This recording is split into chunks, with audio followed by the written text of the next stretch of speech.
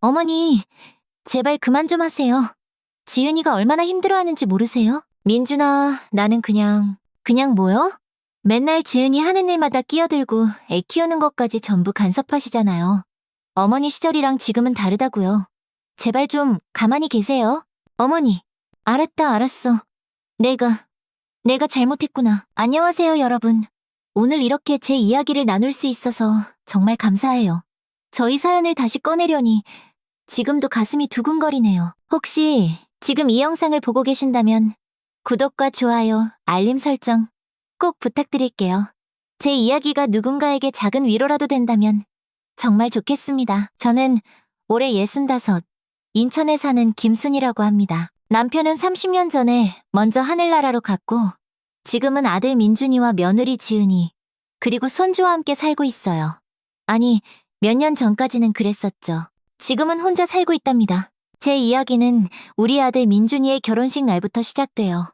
그날은 정말 꿈같이 행복한 날이었어요. 남편이 일찍 떠나 그 빈자리가 너무 슬펐지만 아들이 저렇게 예쁜 신부를 만나서 새 가정을 꾸리는 걸 보니까 감정이 벅차올라서 눈물이 쉴 새 없이 흐르더라고요. 하지만 그 눈물 속에는 왜인지 모를 불안감도 함께 있었어요.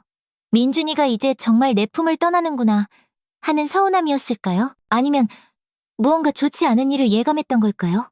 결혼식장에서 며느리 지은이를 처음 마주했을 때 그 아이의 눈빛에서 뭔지 모를 서늘함을 느꼈어요. 제가 다가가서 우리 며느라기 정말 곱다. 우리 아들 민준이랑 알콩달콩 행복하게 잘 살아. 라고 말했을 때 지은이는 방긋 웃었지만 그 미소가 눈에는 닿지 않았어요. 그때는 그저 아유, 긴장해서 그런가 보다 하고 넘겼죠. 결혼 후에 우리는 다 같이 살기로 했어요. 남편도 없는 저를 아들 민준이가 모시겠다고 했거든요. 처음에는 모든 게 좋았어요. 아침마다 지은이를 위해 따끈한 밥을 지어놓고 출근할 때 도시락도 정성껏 싸주었죠. 지은이도 처음엔 고맙다고 하더니 어느 날부터인가는 어머니, 저 도시락 안 싸주셔도 돼요. 회사에서 그냥 사 먹을게요. 라고 하더군요. 저는 괜찮다. 내가 해주고 싶어서 그런다. 했지만 지은이는 단호했어요. 정말 괜찮아요, 어머니. 어머니도 쉬셔야죠. 그 말에 뭔가 더 깊은 뜻이 있는 것 같았지만 괜히 갈등을 만들고 싶지 않아서 그냥 넘어갔어요. 처음 1년 정도는 그럭저럭 잘 지냈어요. 지은이도 저를 존중해주는 것 같았고 저도 최대한 아들 부부의 공간을 침범하지 않으려고 애썼죠. 하지만 지은이가 임신을 하면서부터 미묘한 변화가 생기기 시작했어요. 제가 임신했을 때 조심해야 할 음식에 대해 한마디 조언하면 지은이는 어머니, 요즘은 그런 거 다 옛날 말이래요. 제가 인터넷으로 다 찾아봤어요. 라며 제 경험을 대놓고 무시했죠? 아이가 태어났을 때 저는 정말 세상을 다 가진 것 같았어요. 손주 서준이를 안고 있으면 마치 제 삶의 의미가 다시 꽉 채워지는 기분이었거든요. 하지만 지은이는 제가 아이를 안는 자세부터 지적하기 시작했어요. 어머니, 아이 목을 그렇게 잡으시면 안 돼요. 요즘은 이렇게 안아요. 점점 지은이의 지적은 늘어갔고 저는 점점 자신감을 잃어갔어요. 제가 애들을 키워낸 경험은 그 아이에겐 아무 소용이 없었죠. 대신 지은이가 읽은 육아서적과 인터넷 정보가 절대적인 진리가 되어버렸어요. 아이가 밤에 칭얼거리며 울 때면 처음에는 제가 발벗고 나섰어요. 지은아, 넌 푹 자. 내가 서준이 볼게. 지은이는 처음엔 고마워했지만 어느새 그게 당연한 일이 되어버렸죠. 밤새 아이를 돌보는 건 시어머니인 제 역할이 되었고 지은이는 아침에 상쾌하게 일어나 어머니 덕분에 잘 잤어요. 라는 말 한마디로 모든 걸 끝냈어요. 시간이 흐를수록 지은이와의 거리는 점점 더 멀어졌어요. 제가 집안일을 하면 어머니, 그거 제가 할게요. 라고 말만 하고는 결국 하지 않아서 제가 다시 하게 만들고 제가 손주를 돌보면 애한테 그렇게 하시면 안 돼요. 라며 저를 어린애 가르치듯 말했죠. 어느 날은 지은이가 친구들과 약속이 있다며 갑자기 아이를 맡기고 나갔어요. 어머니, 서준이 좀 봐주세요. 금방 올게요. 그런데 그 금방이 6시간이 넘도록 이어졌고 전화 한 통 없었죠. 제가 걱정이 돼서 전화를 했더니 지은이는 친구들이랑 있는데 왜요? 라며 짜증 섞인 목소리로 대답했어요. 서준이가 열이 좀 있는 것 같아서 약은 냉장고에 있어요. 조금만 더 있다 갈게요. 또 전화를 끊는데 그 순간 지은이에게 저와 손주는 그저 필요할 때 쓰는 편리한 존재일 뿐이라는 생각이 들었어요. 시어머니와 함께 사는 불편함은 그렇게 크게 생각하면서 자기 자신의 자유와 편의를 위해서는 저를 당연하게 이용할 수 있다고 여기는 듯했죠. 손주를 돌보는 제 정성과 시간은 그저 당연한 것으로 취급될 뿐이었어요. 그럼에도 저는 꾹 참았어요. 그래, 다 가족을 위해서다. 그런 생각으로요. 하지만 제 마음속에는 서운함과 소외감이 차곡차곡 쌓이고 있었죠. 한 번은 손주가 아파서 제가 정성껏 끓인 미역국을 먹이려고 했어요. 그런데 지은이가 부엌에 쓱 들어오더니 어머니, 요즘 애들은 미역국 같은 거 안 먹어요. 그리고 제가 이미 죽 사다 놨잖아요. 라고 말하는 거예요. 그 순간 가슴이 철렁 내려앉는 느낌이었어요. 내가 끓인 국이 손주에게 해롭기라도 하다는 걸까? 아니면 내 정성 따위는 필요 없다는 말일까? 그날 밤 아들 민준이에게 이 일을 슬쩍 꺼냈더니 어머니, 지은이도 나름대로 육아 방식이 있으니까 그냥 좀 이해해주세요. 라고만 하더군요. 아들의 그 말에 더 깊은 상처를 받았지만 가족의 평화를 위해 그저 웃으며 넘길 수밖에 없었어요. 점점 집 안에서 제 자리는 좁아져 갔어요. 부엌에서 요리를 하면 지은이가 와서 어머니, 요즘은 그렇게 안 해요. 라며 제 방식을 대놓고 부정했고 제가 손주와 놀아주면 애가 산만해져요. 라며 간섭했죠. 그럴 때마다 저는 그래, 내가 낡은 사람이구나 하고 물러섰어요. 어느 날 지은이의 친구들이 집에 놀러 왔을 때였어요. 저는 그들을 위해 과일을 예쁘게 깎아내갔는데 지은이가 갑자기 어머니, 저희끼리 있을게요 라고 말하더군요. 마치 저를 불청객처럼 외부인처럼 대하는 느낌이었어요. 그 순간 눈물이 핑 돌았지만 꼭 참고 그래. 너희끼리 편하게 이야기해. 라며 웃으며 제 방으로 들어갔. 방문을 닫고 창밖을 바라보는데 거실에서 지은이와 친구들의 웃음소리가 들려왔어요. 그 웃음소리가 왜 그렇게 날카롭게 제 가슴을 찌르는지. 창밖 하늘은 저렇게 맑은데 제 마음은 먹구름이 잔뜩 낀 것처럼 어두웠죠. 여보, 나 이제 어떻게 해야 하지? 먼저 간 남편에게 속으로 말을 걸었어요. 여보, 당신이 살아있었다면 이런 일은 없었을까? 아니면 똑같았을까? 가끔 남편이 사무치게 그리웠고 그 순간 저는 너무나도 외로웠어요.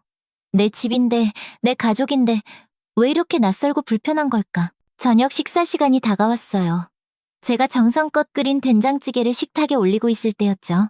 점심부터 준비해서 진하게 육수를 우려내고 제일 좋은 재료로만 만든 제 자랑거리였거든요. 그런데 지은이가 갑자기 외출복으로 싹 갈아입고 나타나더니 말했어요. 어머니, 저희 오늘 외식하기로 했어요. 지은이는 아이의 외투를 챙기며 서두르는 모습이었어요. 저는 잠시 손에 들고 있던 국자를 내려놓으며 어리둥절했죠. 오늘 외식? 아들 민준이가 뒤에서 겸연쩍게 웃으며 다가왔어요. 아침에 어머니께 말씀 안 드렸나? 하지만 아들의 눈빛을 보니 이건 명백히 즉흥적인 결정이었다는 걸 알 수 있었어요. 지은이는 제게 잠깐 시선을 주더니 애매하게 고개를 끄덕일 뿐이었죠. 얼른 가요. 예약 시간 늦겠어요. 민준이는 제게 죄송하다는 눈빛을 잠깐 보냈지만 곧 지은이의 재촉에 서둘러 현관으로 향했어요. 어머니, 저희 먼저 다녀올게요. 쾅! 문이 닫히고 갑자기 집안이 너무나도 조용해졌어요. 식탁 위에는 아직 김이 모락모락 나는 된장찌개와 정성스레 준비한 밑반찬들이 그대로 놓여 있었죠. 모두를 위해 차린 밥상인데 결국 제목만 남은 거예요. 혼자 식탁에 앉아 찬물에 밥을 말아 김치 몇 조각과 함께 천천히 씹었어요. 뜨끈한 된장찌개는 그대로 남겨뒀죠. 내일 아침에라도 가족들에게 먹여야겠다는 생각에 손도 대지 않고 그릇째 냉장고에 넣었어요. 냉장고 문을 닫으면서 문득 이 집에서 나는 대체 누구인가 하는 생각이 들었어요. 내 존재감은 어디에 있는 걸까? 가족도 이 집의 주인도 아닌 그저 지나가는 손님 같은 느낌. 아니, 손님보다도 못한 존재. 손님이라면 적어도 식사 계획 정도는 미리 알려줬을 테니까요. 그렇게 지내던 어느 날 지은이가 갑자기 말했어요. 어머니, 이제 제가 일을 다시 시작하려고 해요.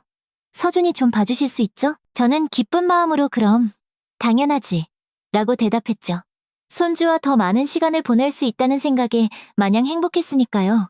하지만 그때는 몰랐어요. 이것이 제 하루 전체를 제 삶을 통째로 빼앗아갈 일이 될 줄은요. 아침 7시 지은이는 출근 준비를 하며 손주를 제 방에 툭 데려다 놓았어요. 어머니, 서준이 밥 먹였고요.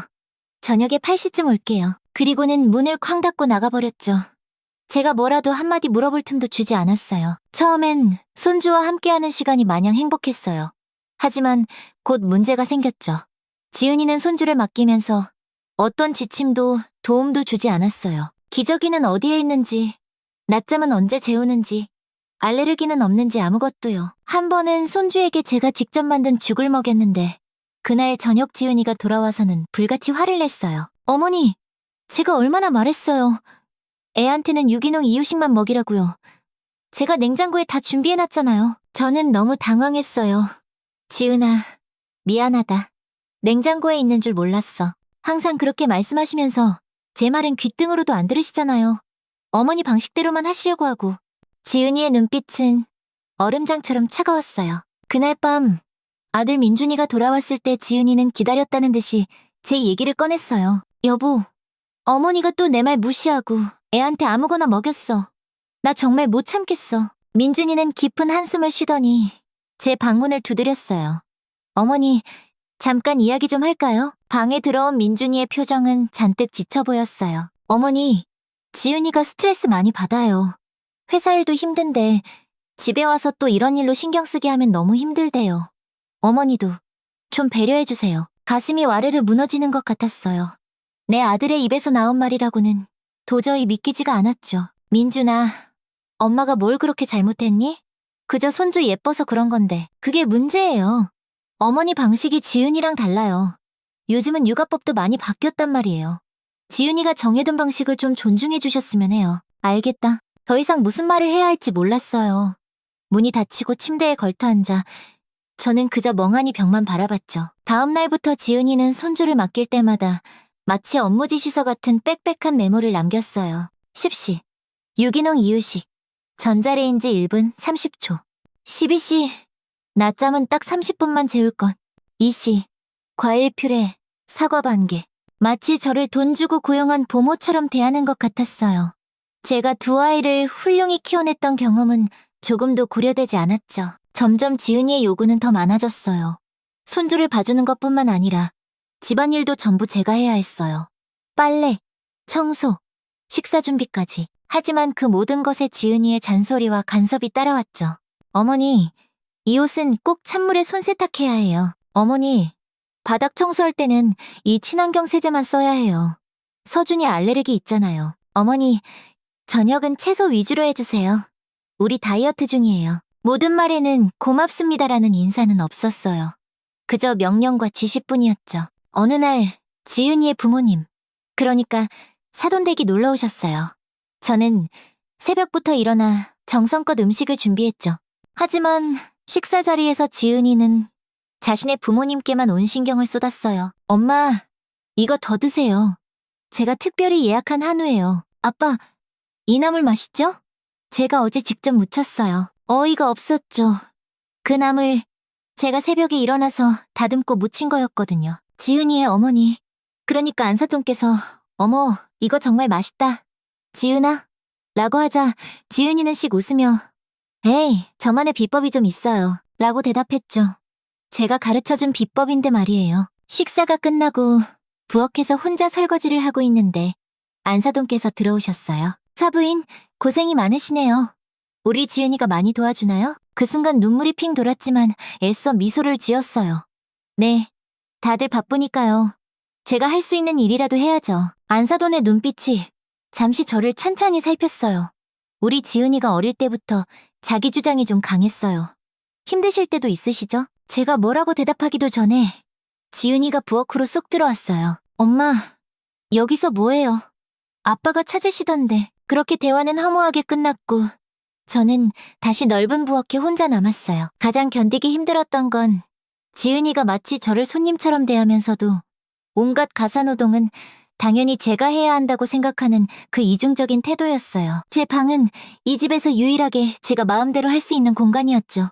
하지만 그마저도 지은이는 서서히 침범했어요. 어머니, 제 옷 좀 이쪽에 정리해도 될까요? 제 옷장이 너무 좁아서요.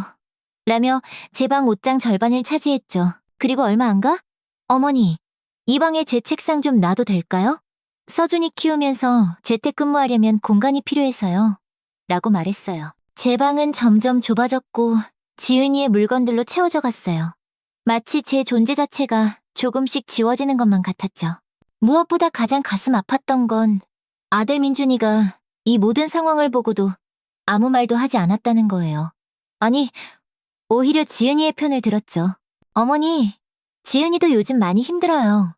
그냥 좀 이해해주세요. 그 말이 비수처럼 가슴에 꽂혔어요. 어느 날 저녁, 지은이와 민준이가 외출하고 손주와 단둘이 있을 때였어요. 손주를 제 무릎에 앉히고 옛날 이야기를 들려주고 있었죠. 그때 갑자기 지은이가 벌컥 문을 열고 들어왔어요. 어머니, 제가 몇 번이나 말했어요. 애한테 그런 옛날 이야기 하지 마시라고요. 요즘 애들 교육이 얼마나 안 좋은지 모르세요? 저는 너무 깜짝 놀라 말문이 막혔어요. 지은아, 그저 재미있는 이야기일 뿐인데. 재미있는 이야기요? 어머니 세대의 그런 구시대적인 이야기들이 서준이에게 얼마나 안 좋은 영향을 미치는지 아세요? 제가 육아서적 다 읽어봤어요. 그런 이야기는 아이의 상상력을 제한하고 고정관념만 심어준다고요. 내가 너희 아빠랑 너 그렇게 나쁘게 키운 것 같지는 않은데. 지은이의 표정이 싸늘하게 굳었어요. 어머니, 그건 30년도 더 된 이야기잖아요. 세상이 얼마나 많이 바뀌었는데요.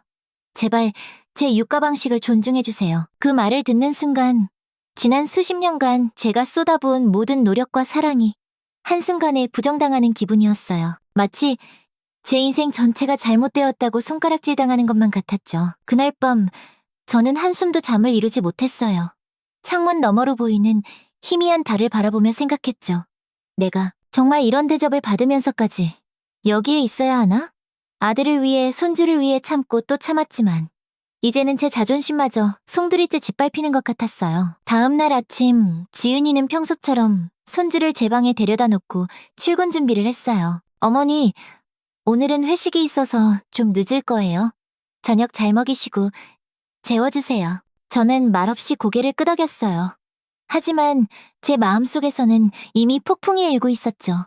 지은이가 현관문을 나서려는 바로 그 순간 제가 입을 열었어요. 지은아. 지은이가 돌아봤어요. 약간 짜증이 밴 표정으로. 네, 어머니? 뭐 필요하세요?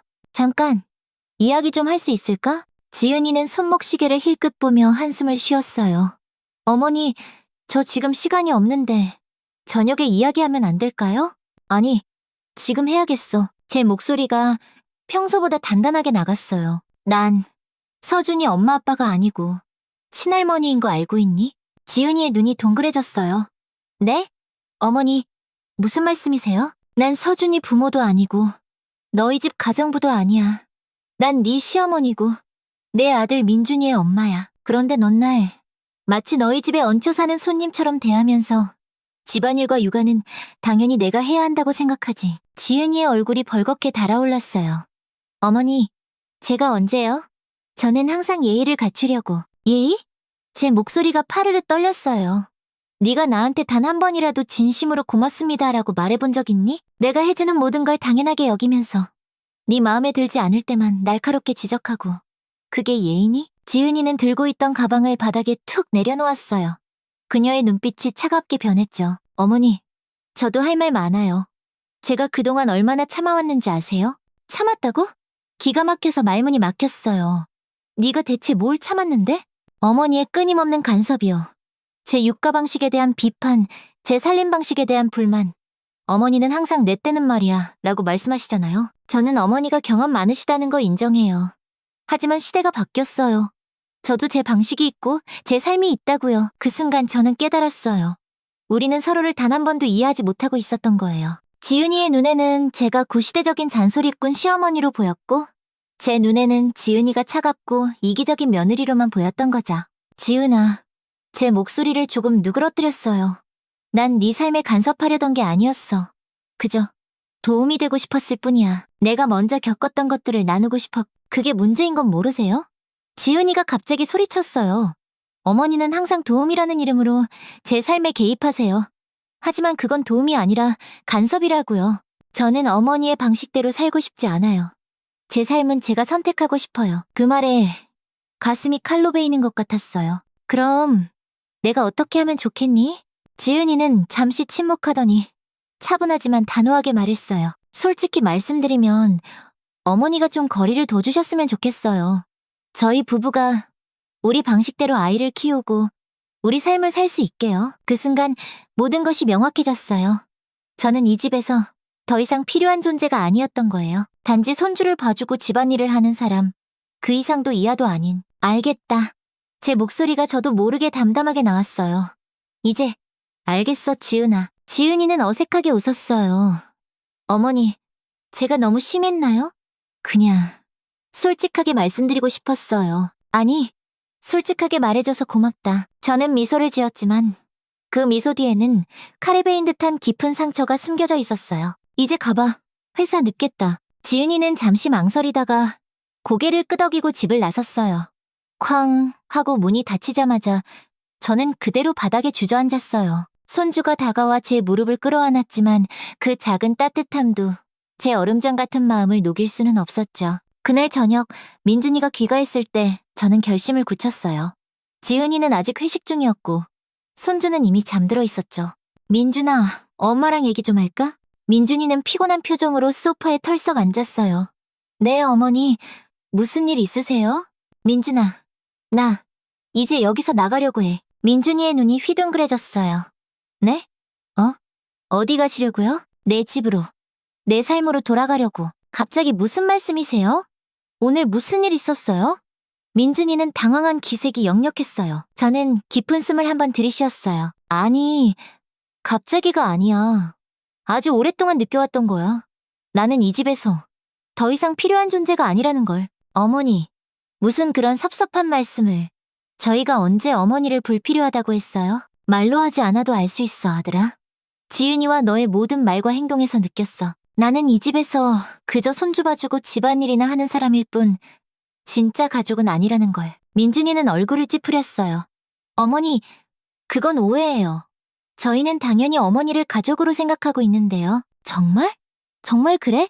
그럼 왜 지은이는 내 말은 항상 무시하고 너는 항상 지은이 편만 들지? 왜 나의 경험, 나의 지혜는 항상 구시대적이라고 무시당해야 하지? 내가 이 집에서 단 한 번이라도 존중받은 적이 있었니? 민준이는 말문이 막힌 듯 했어요. 그제서야 아들의 눈에 무언가 깨달음 같은 것이 스쳐 지나가는 것을 봤어요. 어머니, 정말 그렇게 느끼셨어요? 민준아, 매일, 매 순간 그렇게 느꼈어. 제 목소리가 가늘게 떨렸어요. 처음에는 참았어. 새로운 가족이니까 서로 적응하는 시간이 필요하겠지. 생각했지. 하지만 시간이 지날수록 더 심해졌어. 이제는 내 존재 자체가 너희에게 짐이 된 것 같아. 민준이는 잠시 침묵하더니 갑자기 말투를 바꿨어요. 어머니, 사실 저도 드릴 말씀이 있었어요. 저는 아들의 눈빛이 미묘하게 변하는 것을 느꼈어요. 무슨 말이니? 저희도 저희만의 공간이 필요해요. 지은이가 항상 말하는데 저희 아직 신혼이잖아요.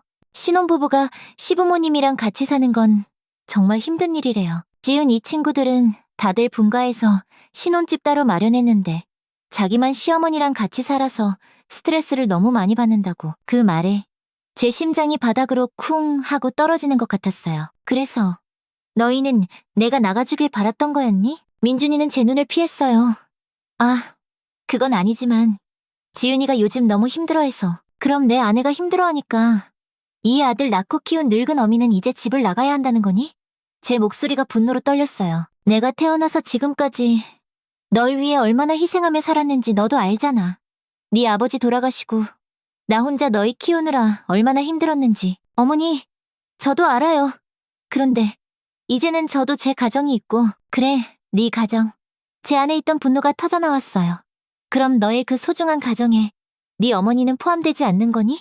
나는 이제 그냥 외부인이 된 거냐고? 민준이는 당황한 표정으로 어쩔 줄 몰라 했어요. 어머니, 그런 뜻이 아니라. 그럼 어떤 뜻이니? 내 아내가 불편해하니까 내 어머니는 나가야 한다. 그게 네가 생각하는 효도야? 민준이의 얼굴이 시뻘겋게 달아올랐어요. 어머니, 요즘은 시대가 달라요. 효도도 다른 방식으로 할 수 있고. 시대가 달라? 제 목소리가 얼음처럼 차가워졌어요. 부모를 존중하는 마음까지 달라진 거니? 네가 아플 때 밤새 곁을 지키고 네 학비 대느라 하루에 3가지 일을 동시에 했던 그 어머니가 이제는 함께 살기 불편한 짐이 된 거냐고. 민준이의 눈에 눈물이 그렁그렁 고였어요. 어머니, 제가 생각이 너무 짧았어요. 정말 죄송해요. 미안해할 필요 없어 아들아. 이제 모든 게 분명해졌으니까. 너는 네 가정을 선택한 거야. 네 아내와 네 아이만 있는 가정. 거기에는 나는 없지. 그래도 어디 가실 때는 있으세요? 갑자기 나가시면 어떡하시려고요? 걱정 마라. 네 아버지 친구 정식 아저씨가 소개해준 원룸이 있어. 작지만 나 혼자 지내기엔 충분해. 내일 당장 짐 싸서 나갈 거야. 민준이는 경악한 표정이었어요. 내일이요? 너무 갑작스럽잖아요. 좀 더 생각해보시고. 아니, 이미 충분히 생각했어. 사실 한 달 전부터 조용히 알아보고 있었어. 오늘 지은이랑 대화하면서 확신이 들었을 뿐이야. 지은이랑 무슨 얘기 하셨는데요? 민준이의 목소리가 조금 날카로워졌어요. 진실을 마주했을 뿐이다. 지은이도 솔직하게 말했어. 내가 거리를 좀 두었으면 좋겠다고. 민준이의 표정이 굳어졌어요. 제가 지은이한테 다시 물어볼게요. 분명 오해가 있을 거예요. 오해가 아니야, 민준아. 제 목소리가 단호해졌어요. 이건 내 결정이다. 나도 이제 내 삶을 찾아야지. 너희 가족에게 더 이상 짐이 되기 싫어. 바로 그때 현관문 열리는 소리가 들렸어요. 지은이가 들어왔죠. 어머, 무슨 심각한 대화 중이세요? 지은이가 물었어요. 얼굴을 보니 약간 술 기운이 있어 보였죠. 민준이가 지은이를 싸늘하게 바라봤어요. 지은아, 어머니가 내일 나가신대. 지은이의 눈이 순간 크게 떠졌어요. 저는 똑똑히 봤어요. 그 순간 그녀의 표정에서 놀람과 함께 스쳐 지나가는 묘한 안도감을요. 그 표정이 제 마음의 마지막 대못을 박았죠. 정말요? 지은이가 민준이를 바라보며 작은 목소리로 물었어요. 그리고는 바로 표정을 바꾸며 제게 말했죠. 어머니, 갑자기 왜 그러세요? 저는 지은이의 진심 없는 걱정에 쓴웃음이 절로 났어요. 지은아, 네가 바라던 거잖아. 이제 너희끼리만의 공간이 생기는 거야. 지은이는 당황한 듯 민준이를 힐끔 쳐다봤어요. 여보, 당신이 어머니께 뭐라고 말씀드렸어요? 민준이가 머뭇거리자 제가 먼저 말했어요. 아니, 민준이는 방금 솔직하게 말했을 뿐이야.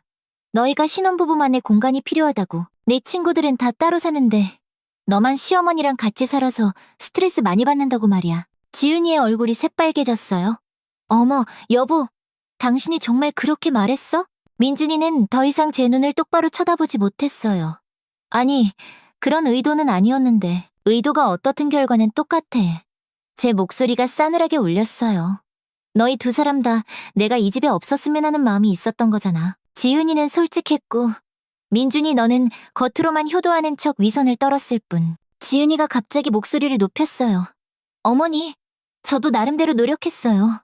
하지만 어머니는 항상 제 방식을 무시하시고 제 의견을 존중해주지 않으셨잖아요. 저야말로 피해자라고요. 피해자? 제가 헛웃음을 터뜨렸어요. 내가 매일같이 새벽에 일어나 너희 밥 해주고 집안일하고 네 아들 돌봐주는 동안 네가 대체 어떤 피해를 입었다는 거니? 정신적 스트레스요. 지은이가 소리쳤어요. 어머니가 항상 저를 평가하는 듯한 눈빛으로 보시잖아요. 내가 민준이 키울 때는 이렇게 했는데 하시면서요. 그때 민준이가 갑자기 지은이의 손을 덥석 잡았어요. 지은아, 진정해. 어머니도 이제 나가시기로 하셨잖아. 우리 이제 원하는 대로 됐잖아. 그 말에 저는 그 자리에 얼어붙었어요. 원하는 대로. 결국 민준이도 내가 나가길 바랐던 거였어요. 제 아들이. 제가 그토록 목숨 바쳐 사랑했던 아들이. 민준아, 제 목소리가 바들바들 떨렸어요. 방금 네가 한 말. 그게 네 진심이니? 민준이가 당황해서 말을 더듬었어요. 아니요. 그런 뜻이 아니라 그냥. 지은이가 끼어들었어요. 어머니, 저희도 생각이 있어요. 어머니를 모시는 것도 중요하지만 저희 가족의 행복도 중요하잖아요. 어머니가 계속 저희 육가 방식에 간섭하시고 집안일에 관여하시면 저희는 언제 저희만의 가정을 꾸려요? 내 말이 맞다, 지은아.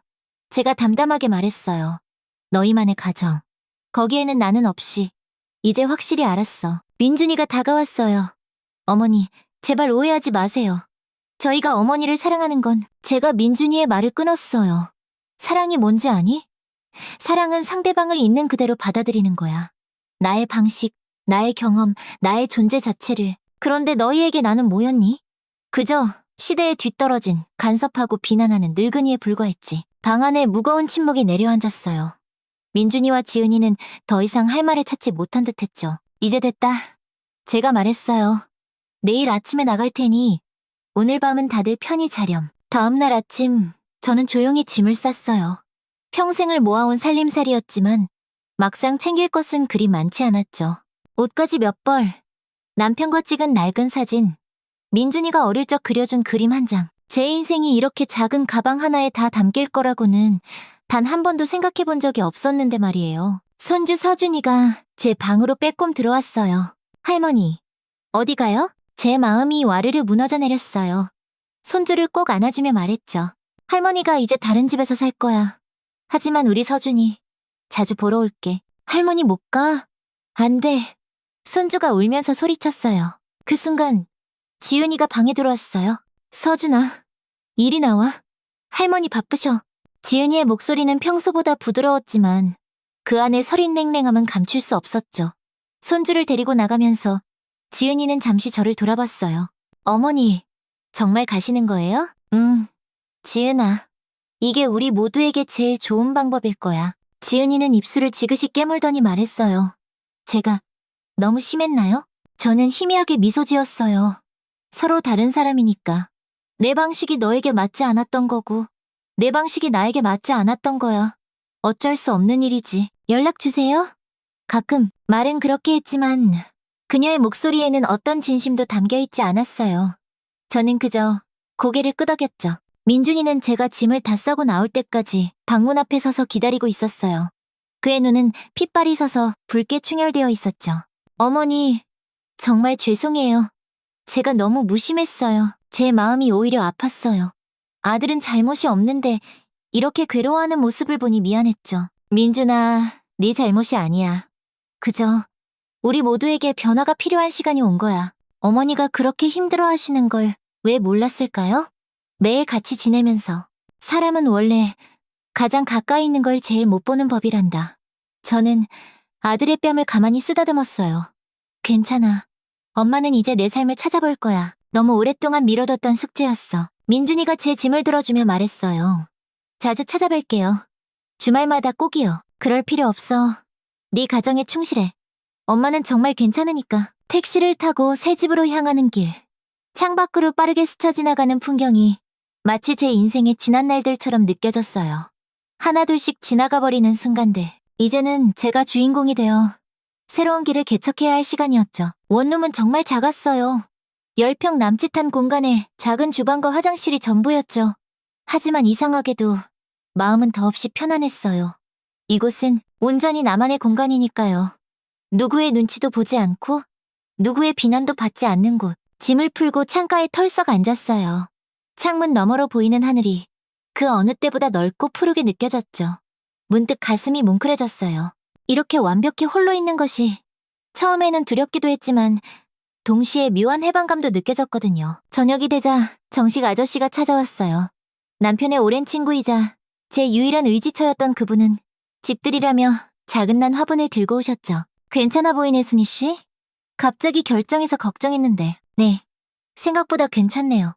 오히려 속이 다 후련해요. 정식 아저씨는 따뜻한 미소를 지어 보이셨어요. 그래도 당신이 이런 결정을 할 줄은 정말 몰랐네. 평생 가족밖에 모르던 사람이. 저도 몰랐어요. 하지만 언젠가는 꼭 해야 할 결정이었나 봐요. 이제야 비로소 제 삶을 찾을 것 같아요. 그래, 이제부터라도 자신을 위해 살 시간이요. 내일 문화센터에 같이 가보는 건 어떻소? 요즘 노인들을 위한 좋은 프로그램이 아주 많다던데. 처음으로 노인이라는 단어가 저를 불편하게 하지 않았어요. 그저 제 인생의 새로운 장이 시작된다는 설렘으로 다가왔죠. 밤이 깊어지고 정식 아저씨가 돌아간 후 조용한 방 안에 혼자 있자니 문득 쓸쓸함이 밀려왔어요. 손주의 웃음소리, 민준이의 목소리가 귓가에 맴도는 듯했죠. 하지만 동시에 이 고요함이 주는 평화도 분명히 느껴졌어요. 아무도 제 행동을 지적하지 않고 제 방식을 비난하지 않는 이 공간에서의 자유로움. 다음 날, 저는 정식 아저씨와 함께 문화센터에 갔어요. 그곳에서 도자기 수업, 스마트폰 활용법, 노래교실 등 정말 다양한 프로그램을 접했죠. 처음에는 모든 게 어색했지만 곧 저와 같은 또래의 사람들과 이런저런 이야기를 나누며 마음의 문이 활짝 열렸어요. 특히 도자기 수업이 제 마음에 쏙 들었어요. 차가운 흙을 만지며 제 손으로 새로운 형태를 만들어가는 과정이 마치 제 삶을 새롭게 빚어가는 것만 같았거든요. 투박하지만 제 손끝에서 탄생한 작은 그릇을 보며 정말 오랜만에 뿌듯함을 느꼈죠. 이거 정말 제가 만든 거 맞아요? 선생님께 아이처럼 물었어요. 네, 그럼요. 처음 하시는 분치고는 감각이 아주 좋으세요. 손재주가 있으신가 봐요. 태어나서 처음 듣는 칭찬에 얼굴이 절로 붉어졌어요. 평생 가족을 위해 음식을 하고 빨래를 하고 청소를 했지만 그런 일에 손재주나 감각이 있다는 말은 단 한 번도 들어본 적이 없었거든요. 집으로 돌아오는 길, 갑자기 민준이에게서 전화가 왔어요. 어머니, 잘 지내세요? 불편한 건 없으시고요? 아주 잘 지내. 오늘은 문화센터에 가서 도자기도 만들고 왔단다. 도자기요? 민준이의 목소리에 놀라움이 가득 묻어났어요. 어머니가 그런 걸 하실 줄은 정말 몰랐어요. 나도 몰랐어, 아들아. 나도 이제야 알게 됐지. 통화를 마치고 집에 들어오니 아까보다 더 이 작은 원룸이 아늑하게 느껴졌어요. 창가에 놓인 정식 아저씨에 난 화분에 물을 주며 생각했죠. 그래, 이제 시작이야. 내 인생의 진짜 제이막. 일주일이 지나고 민준이가 손주 서준이를 데리고 저를 찾아왔어요. 지은이는 오지 않았죠. 아마도 저를 마주하기가 어색하고 미안했을 테니까요. 할머니, 손주가 달려와 제품에 폭 안겼어요. 아이고, 우리 강아지 왔구나. 보고 싶었어. 손주를 꼭 안아주는데 저도 모르게 눈물이 핑 돌았어요. 민준이는 집안을 휙 둘러보며 말했어요. 생각보다 괜찮네요. 근데 너무 좁은 것 같아요. 아니야.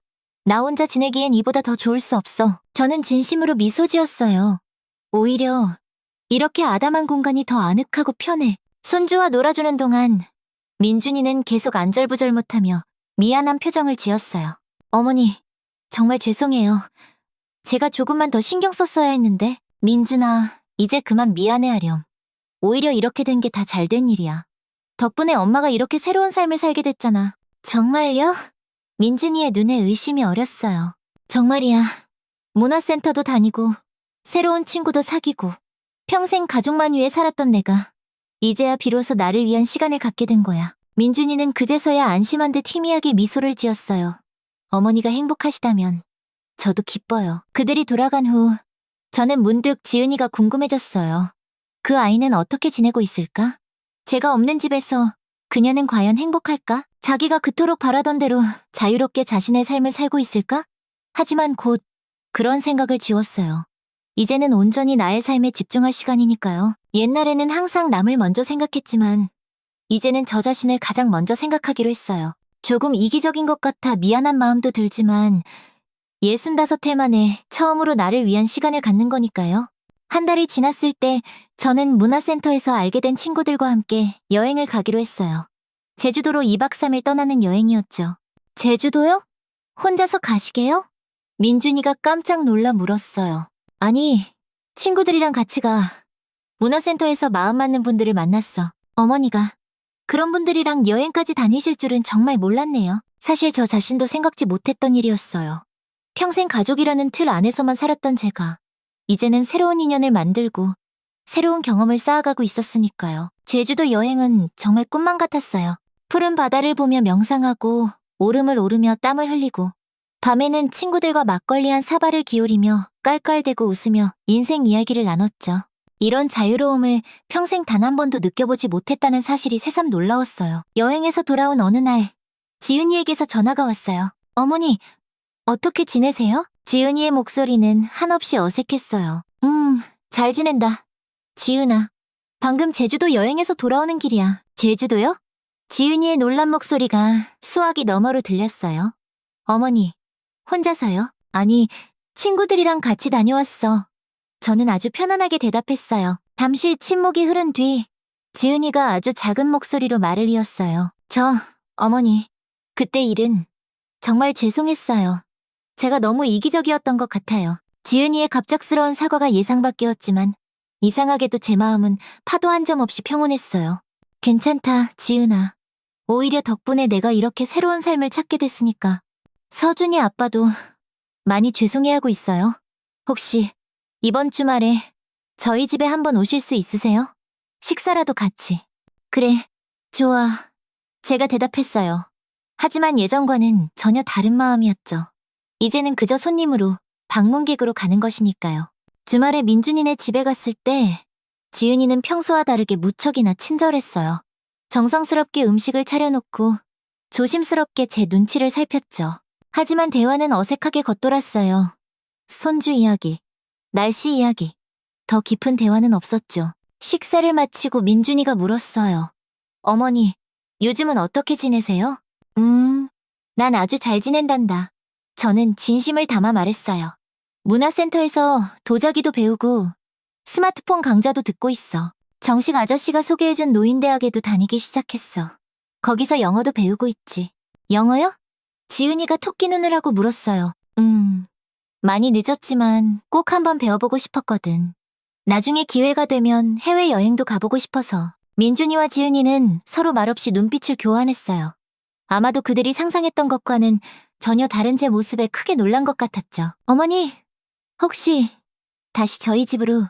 민준이가 조심스럽게 말을 꺼냈어요. 저는 웃으며 고개를 저었어요. 고맙지만 난 지금 이대로가 정말 좋아.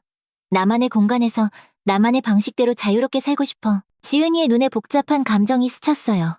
죄책감일까, 안도감일까, 아니면 둘 다일까요? 하지만 이제 그건 더 이상 중요하지 않았어요. 제 삶의 주인은 바로 나, 김순이니까요. 그날 이후로도 가끔씩 민준이네 집에 초대받아 갔어요. 처음에는 한 달에 한 번, 그러다 두 달에 한 번. 점점 방문 간격이 길어졌지만 저는 그것을 조금도 서운하게 생각하지 않았어요. 오히려 그 시간에 제 삶이 더 풍요로워지고 있었으니까요. 도자기 수업에서 만든 작품들을 모아 작은 전시회도 열었어요. 정식 아저씨와 문화센터 친구들이 모두 와서 진심으로 축하해 주었죠. 민준이네 가족도 초대했지만 아이가 갑자기 열이 나서요. 라는 문자 한 통만 왔어요. 예전 같았으면 밤새 서운해 잠 못 이뤘겠지만 이제는 그저 그런가 보다 하고 이해할 뿐이었어요. 어느 날 정식 아저씨가 제게 물었어요. 순희 씨, 후회는 없어? 그렇게 평생을 바친 가족 곁을 떠난 것이. 저는 잠시 창밖을 바라보다가 웃으며 답했어요. 아니요, 후회는 없어요. 오히려 감사해요. 이렇게 늦게라도 진짜 내 삶을 찾게 되었으니까요. 그래도 손주는 보고 싶지 않소? 물론 보고 싶죠. 하지만 이제는 달라요. 예전에는 손주가 제 삶의 전부인 것처럼 느껴졌어요. 하지만 지금은 손주는 제 삶의 아주 소중한 일부일 뿐, 전부는 아니에요. 정식 아저씨가 환하게 미소 지었어요. 많이 변했구려, 순희 씨. 훨씬 더 당당해지고 더 행복해 보여. 1년이 지났을 때 저는 노인대학 친구들과 함께 유럽 여행을 계획했어요. 일주일 동안 이탈리아와 프랑스를 둘러보는 아주 멋진 일정이었죠. 민준이에게 전화했을 때 아들의 반응은 예상대로였어요. 어머니, 그 연세에 해외여행이요? 위험하지 않을까요? 예, 민준아. 나랑 같이 가는 사람들 다 나랑 비슷한 또래야. 다들 잘만 다니던데 뭘. 제가 웃으며 말했어요. 그래도 너무 무리하시는 거 아니에요? 무리가 아니라 도전이야, 아들아. 이제야 내가 얼마나 많은 것을 경험하지 못하고 살았는지 깨달았어. 앞으로 더 많은 것을 보고, 느끼고, 배우고 싶어. 전화를 끊고 나서 문득 항상 가족을 위해 자신을 희생하고 그들의 행복만을 바라보며 살았던 과거의 제 모습이 떠올랐어요. 그때의 저는 오늘의 저를 상상이나 할 수 있었을까요? 유럽 여행은 정말 환상적이었어요. 로마의 콜로세움 앞에서, 파리의 에펠탑 아래에서 사진을 찍으며 저는 생각했죠. 이제야 진짜 내 인생을 살고 있구나. 여행에서 돌아온 후 지은이에게서 연락이 왔어요. 어머니, 유럽 여행 잘 다녀오셨어요?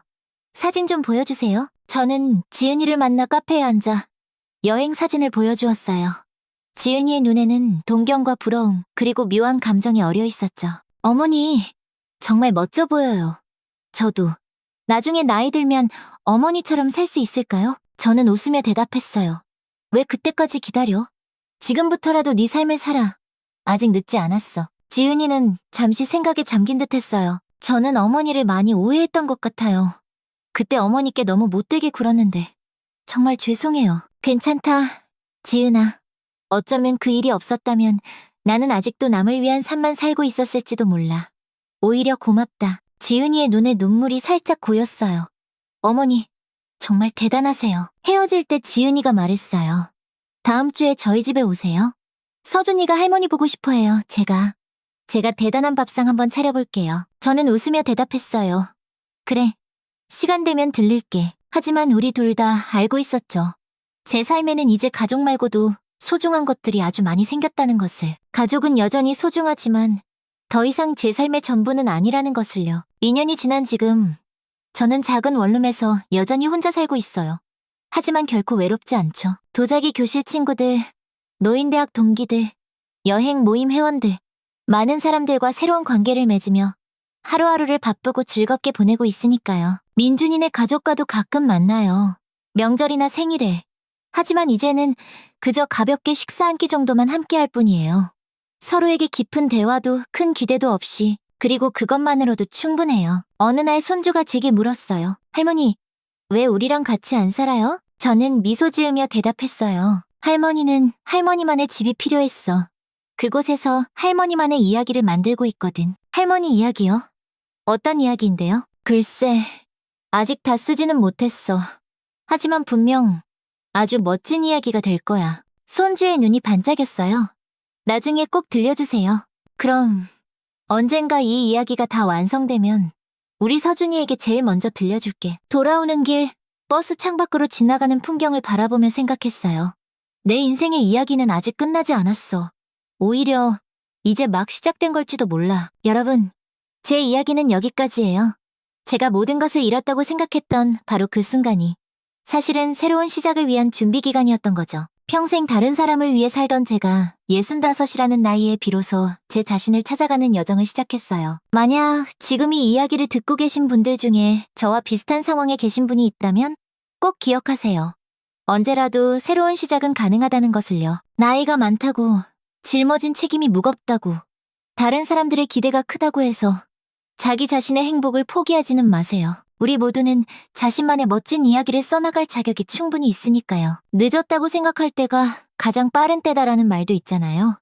제 이야기가 누군가에게 작은 용기라도 되었으면 좋겠습니다. 이렇게 제 이야기를 끝까지 들어주셔서 정말 감사합니다. 구독과 좋아요, 알림 설정은 저와 같은 상황에 있는 많은 분들에게 아주 큰 힘이 될 거예요. 다음 영상에서는 또 다른 감동적인 이야기로 찾아뵙겠습니다. 제 이야기를 통해 여러분이 느끼신 점이 있다면 그건 바로 진정한 사랑에 대한 것일 거예요. 자기 자신을 먼저 사랑하지 않고는 타인도 진정으로 사랑할 수 없다는 것. 그리고 가장 중요한 건 우리 모두는 언제나 새롭게 시작할 수 있는 용기와 가능성을 가지고 있다는 사실이죠. 인생은 결코 한 가지 색으로만 채워지지 않아요. 슬픔도, 기쁨도, 후회도, 희망도. 그 모든 색이 모여 우리만의 아름다운 그림을 만들어가는 거랍니다. 저는 이제야 제 그림에 새로운 색을 더해가는 법을 배웠어요. 여러분의 그림은 어떤 색으로 채워져 있나요? 아직 칠하지 않은 빈 공간이 있다면 지금 바로 시작해보는 건 어떨까요? 결코 늦지 않았으니까요. 그리고 항상 여러분의 행복과 건강을 진심으로 기원합니다. 감사합니다.